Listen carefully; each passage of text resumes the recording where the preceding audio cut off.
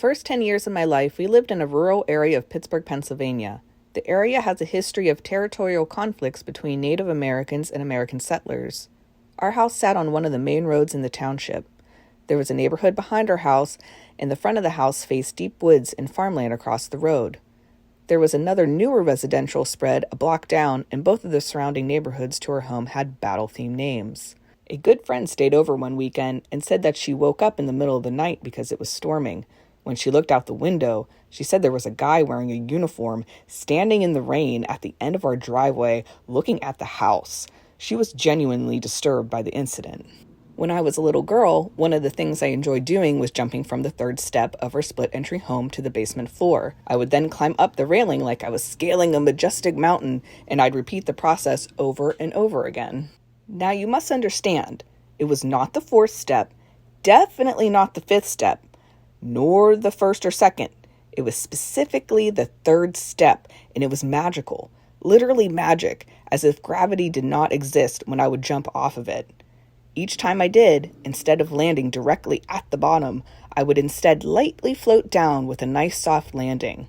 For lack of better words, it was truly spectacular and mesmerizing. I vividly remember doing it repeatedly. Whee! Many years later, my sister Erica and I, now grown women, were having a chat about our earliest years at that old house. We both shared and agreed that there was something not quite right about that house, too. Although it was a nice house, my parents had built it and were the original owners, yet something felt a little off. I was terrified of the bottom level when it grew dark outside. My fear became so bad, I didn't want to walk past there by myself at night and would often be escorted to bed. My sister also remembers being escorted to bed at night because she felt that there was a presence too, something dark, lurking at the end of the hallway. But that's another story. Neither of us wanted to be alone anywhere in that house at night. There was also the Dutch door to the back porch, which always had an oppressive feeling about it. Once again, though, only at night. The house changed when the streetlights came on. You better be showered, pajamas on, and hanging out with the family before that ominous feeling would settle in at dark. So back to our sisterly conversation about the early years. Erica started telling a story about how she would jump from the bottom stairs, specifically the third step, and almost seemed to hover before gently landing on the basement floor. I could have finished her sentence as I could not believe it. Until that point in time, we had never discussed this. Whatever the supernatural hoopla was, or is, now here we were some 20-odd years later, coming to this realization we had experienced the same thing as children. The most interesting insight that I ever ran across as to why the floating down the third step ever happened was that there may have been some type of vortex in that particular spot.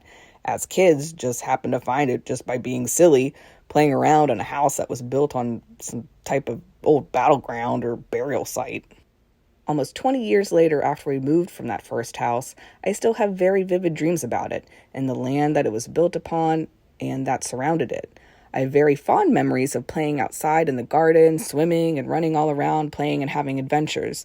Yet also I have different memories.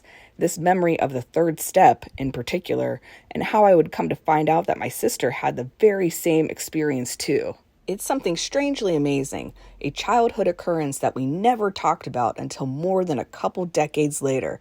Makes it a bit eerie too.